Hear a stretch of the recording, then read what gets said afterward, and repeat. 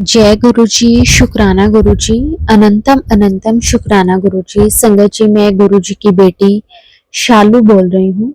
और संगत जी, मेरे पास गुरु जी के काफ़ी दिनों से मैसेजेस आ रहे थे कि अपना सत्संग शेयर कर, लेकिन संगत जी मेरे में हिम्मत ही नहीं हो रही थी कि मैं क्या ही शेयर करूँ। मैंने गुरु जी को बोला, गुरु जी आपने ऐसा क्या किया है जो मैं शेयर करूँ। मैं गुरुजी से हाथ जोड़ के इस बात के लिए माफ़ी माँगती हूँ, क्योंकि संगत जी गुरुजी ने तो बहुत दिया है, लेकिन वही बात है कि हम तो नाशुक्रे हैं। गुरुजी चाहे कितना भी हमारे लिए कर लें, लेकिन हम यही कहते हैं कि आपने क्या किया है, आपने ये नहीं किया, आपने वो नहीं किया। हम शुक्राने की बजाय शिकायतें ही करते रहते हैं। संगत जी, मैं गुरुजी से बहुत बहुत माफ़ी माँगती हूँ और सारी संगत जी से भी माफ़ी माँगती हूँ, क्योंकि संगत जी मैंने गुरुजी के आगे एक अरदास लगाई हुई है काफ़ी टाइम से, और मुझे लगता था कि जब वो मेरी अरदास पूरी होगी तभी मैं अपना सत्संग शेयर करूँगी। लेकिन जो गुरुजी ने बिना माँगे मेरे लिए किया है, जो मेरी लाइफ को ब्लेस किया है संगत जी, वो तो मैं भूल ही गई।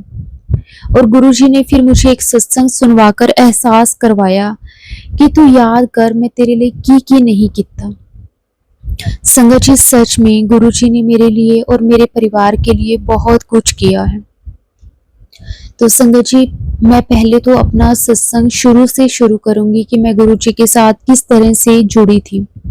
संगत जी, गुरुजी के ना हमें कनेक्ट करने के, हमें अपने साथ जोड़ने के बहुत तरीके हैं। हर संगत अपना अपना एक्सपीरियंस शेयर करती है कि मैं गुरुजी के साथ इस तरह से जुड़ी, मुझे गुरुजी ने इस तरह से ब्लेस किया। संगत जी, मैंने गुरुजी का स्वरूप पहली बार अपनी ननंद के घर पे देखा था। संगत जी, मेरी दो ननंद हैं, एक मैरिड है और एक अनमैरिड है। और संगत जी, जो दीदी मैरिड है, मैंने उनके घर पे गुरुजी का स्वरूप देखा था, क्योंकि उनकी फैमिली में दीदी तो नहीं मानते थे, लेकिन दीदी की फैमिली में उनकी मदर इन लॉ मानते थे। तो बस उनके घर पे गुरुजी का स्वरूप देखा तो देखकर बड़ा अच्छा लगा। मन में भाव आया कि ये कौन होंगे। अपने आप ही बैठा बैठी मैं मन में बहुत सारे सवाल लेकर बैठ गई कि ये कौन होंगे, कौन से गुरु होंगे, इन्होंने क्यों, मतलब घर पे इनका जो स्वरूप है लगाया हुआ है, ये इनका जो डेरा है वो कहाँ है। तो संगत जी, मेरे मन में बहुत सारे सवाल थे। तो संगत जी, दीदी की मदर इन लॉ मेरे पास बैठे और मैंने उनको बोला, मैंने कहा मासी जी ये कौन है। तो उन्होंने मुझे गुरुजी के बारे में बताया कि ये दिल्ली वाले गुरुजी हैं, छतरपुर वाले गुरुजी। तो मैंने कहा कि मैंने तो कभी इनके बारे में पहले नहीं सुना। तो आंटी कहने लगे, कहते कि इनके तो बहुत सारे सत्संग यूट्यूब पर आते हैं, इंस्टाग्राम पर इनके बहुत सारे पेजेस हैं। तो मैंने कहा मैंने तो कभी भी इनके बारे में पहले नहीं सुना हुआ। तो उन्होंने तभी अपना फोन उठाया और मुझे गुरुजी के स्वरूप दिखाने लगे। कहते ये देख। मैंने संगत जी, उन्होंने जैसे ही फोन खोला, उन्होंने मुझे गुरुजी का स्वरूप दिखाने के लिए, तो संगत जी उसके उसके ऊपर जो सबसे पहला मैसेज, मतलब गुरुजी को देखते ही सबसे पहले जो मैसेज आया, वो गुरुजी का मेरे पास ये आया था कि की गल तू मैनू भुल गई, मैं तो तेनू उदों ही ब्लैस कर दिता सी जदों तू मैनू पहली बार देखिया सी। तो संगत जी, मैं हैरान हो गई ये मैसेज देख के। तो आंटी जी मेरे को कहने लगे कि तूने पहले गुरुजी का स्वरूप देखा हुआ है। तो संगत जी, मुझे उस वक्त तो याद नहीं आया कि मैंने गुरुजी को कब देखा था, कहाँ देखा था। मुझे उस टाइम तो गुरुजी का स्वरूप देखकर यही लगा कि जैसे मैं पहली बार गुरुजी को देख रही हूँ। उसके बाद संगत जी, हम दीदी के घर से अपने घर आ गए और मन में ये सवाल जरूर था, क्योंकि मेरे को आंटी जी कहने लगे, अगर गुरुजी ने तुझे ये मैसेज दिया है तो इसका मतलब ये है कि तूने पहले गुरुजी को कभी ना कभी देखा होगा, और गुरुजी ने तो तुझे उसी वक्त ब्लेस कर दिया, क्योंकि ये मैसेज जो आया है ये तेरे लिए आया है। और मैं बड़ी हैरान कि ऐसे कैसे हो सकता है कि मेरे लिए ये मैसेज है। तो मैं आगे से आंटी को हंसने लगी। मैंने कहा आंटी जी मेरे लिए नहीं होगा, क्योंकि मैंने तो कभी पहले गुरुजी को देखा ही नहीं। तो संगत जी उसके बाद हम घर आ गए। मैं पूरे रास्ते ये सोचती रही कि मैंने गुरुजी को पहले कहीं देखा है या नहीं देखा। मन में एक सवाल था लेकिन उसका जवाब नहीं था। घर आ गई। घर आने के बाद कहीं ना कहीं माइंड में ये क्वेश्चन था, ठीक है लेकिन घर आई, घर का काम वगैरह किया, सब कुछ। दीदी हमारे साथ ही आए थे क्योंकि हम दीदी को लेने के लिए गए हुए थे। तो संगत जी फिर घर आए तो बच्चे थे दीदी के, तो घर का माहौल इतना अच्छा माहौल, मतलब बच्चे घर पे रौनक सी आ गई। तो उसके बाद सारा घर का काम वगैरह किया, काम वगैरह करके जब रात को सोने की बारी आई तो संगत जी दीदी का जो बेटा है वो मेरे पास आया, कहता मामी मैं आपके पास सोऊंगा। मैंने कहा कोई बात नहीं, आप मामा को बोलो मतलब इधर हमारे पास ही सो जाओ। तो संगत जी वो हमारे पास लेटा, और ना वो मतलब अब तो वो थोड़ा सा बड़ा हो गया है, मतलब थर्ड फोर्थ क्लास में है, थर्ड पता नहीं फोर्थ क्लास में ऐसे कुछ है। तो संगत जी वो ना बातें करने लगा अपने मामा जी के साथ। और मेरा थोड़ा सा, मैं अपना ऑनलाइन काम करती हूँ, तो मैं अपना ऑनलाइन लैपटॉप लेकर बैठी थी, मैं अपना थोड़ा बहुत काम कर रही थी कि चलो थोड़ा सा काम करके फिर मैं सो जाती हूँ। तो वो अपने मामा के साथ बातें कर रहा था, यानी कि मेरे अंकल जी के साथ बातें कर रहा था। तो ना बातें करते करते ना मतलब उसने कोई ऐसी बात बोली कि मामा आप जब हमें जब मैं लास्ट टाइम आया था तो आप मुझे वहां पे उस मंदिर में लेकर गए थे ना, वहां बाहर जहाँ पे हमने आइसक्रीम खाई थी। इस तरह से वो कोई पिछली बात बता रहा था, मतलब मेरे अंकल जी को। तो संगत जी जब वो पूरी वो बात बता रहा था तो मैं बिल्कुल पास में बैठी थी, मैं अपना काम कर रही थी, वो बात मेरे भी कानों में पड़ रही थी।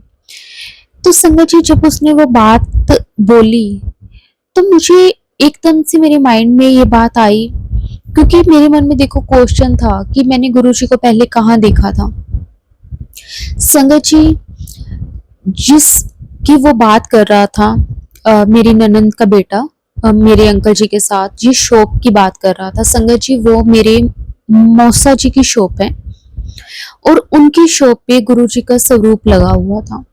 मतलब मैं हैरान हो गई कि गुरुजी देखो, हम वो चीजें भूल जाते हैं, गुरुजी की ब्लेसिंग्स दी हुई हम भूल जाते हैं, लेकिन गुरुजी देखो किस तरह से हमें याद करवाते हैं कि मैंने तो तुझे तब भी ब्लेस किया था। संगत जी मेरी जो मौसी है वो भी गुरुजी को मानती हैं, लेकिन ये बात मुझे ध्यान ही नहीं थी क्योंकि हमने कभी ध्यान नहीं दिया। वो मानते हैं, और कभी मैं ना अपनी मौसी के घर पे कभी ज़्यादा रहने वगैरह भी नहीं गई हूँ। अगर कभी जाना हुआ तो मोस्टली मम्मी पापा ही जाते थे, और मुझे लगता है मैं और मेरी सिस्टर तो शायद एक बार ही मेरी मौसी के घर गए होंगे। हाँ उनकी शॉप है, वहाँ पे हम थोड़ा बहुत चले जाते हैं, वो भी बहुत दूर पड़ती है। कई बार अगर उस एरिया में अगर हमने जाना हो तो हम चले जाते हैं। तो वो गुरुजी को मानते हैं, और वहीं पे ही मैंने गुरुजी का स्वरूप देखा था। और इस तरह से देखो गुरुजी ने मुझे बताया कि तूने मुझे कब देखा था, और संगत जी मैंने तो गुरुजी को बहुत पहले से देखा हुआ था। मतलब देखो संगत जी जो हमारे मन में सवाल होते हैं, बहुत सारी संगत जैसे ये कहती है कि ये जो मेरे पास मैसेजेस आए हैं ये मेरे लिए नहीं होंगे, लेकिन नहीं संगत जी, गुरु जी सब जानते हैं, हम भूल जाते हैं। और गुरु जी ने सच में संगत जी उस टाइम के बाद मुझे बहुत बार ब्लेस किया है, और मुझे ऐसा लगता है कि जैसे मैं तो गुरु जी के साथ अब जाके कनेक्ट हुई हूँ। लेकिन नहीं संगत जी, मैं ना बचपन से ही भगवान शिव को बहुत मानती हूँ। मैं मतलब हर सोमवार के व्रत रखती थी, मैं शिवरात्रि के फास्ट रखती थी, शिवलिंग पे जल चढ़ाना मतलब मुझे बहुत अच्छा लगता था। और गुरुजी तो मुझे अब पता चला कि गुरुजी तो शिवजी जी के ही अवतार हैं, महाशिव हैं गुरुजी तो। और संगत जी भगवान शिव की कृपा तो मेरे पे बचपन से ही है, मुझे इतने बड़े बड़े कष्टों से उन्होंने बचाया है, इतनी बड़ी बड़ी प्रॉब्लम से उन्होंने मुझे हाथ पकड़ के बाहर निकाला है। और वो गुरुजी ही तो थे संगत जी, बस हम पहचान नहीं पाए। और अब मैं गुरुजी को बोल रही थी कि गुरुजी आपने मेरे लिए क्या किया है, मैं आपका क्या ही सत्संग शेयर करूं। देखो संगत जी गुरुजी ने किस तरह से ये सारा मतलब चीज दिखाई मुझे कि मैंने तेरे लिए क्या नहीं किया।